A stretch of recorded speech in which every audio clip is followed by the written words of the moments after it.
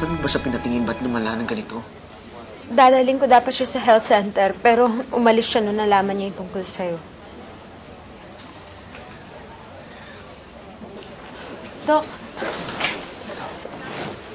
I'm afraid may masama akong balita sa inyo. Base sa sintomas ng anak niyo, pinacheck ko ang dugo niya. And I'm sorry, she's positive for dengue. Dengue po, Dok. Dok, pagalingin niyo po yung anak ko. Anong gagawin natin? What she needs right now is a platelet transfusion. And she need it as soon as possible. Ang problema lang natin is negative AB ang dugo ng anak niyo.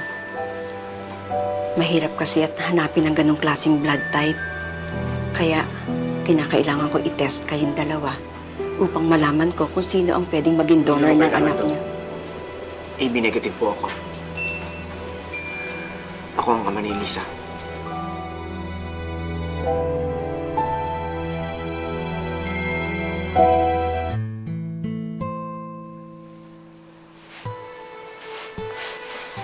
Elisa, nandito na ako. Ngayon na alam ko na anak kita. Hindi na tayo magkakaiwalay. Pangako ko sa iyo yan. Kaya anak, magpagaling ka.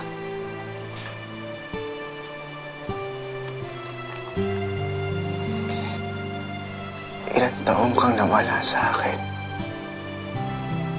7 taon, anak. Kaya pangako ko sa'yo, babawi ako sa mga oras na wala sa atin.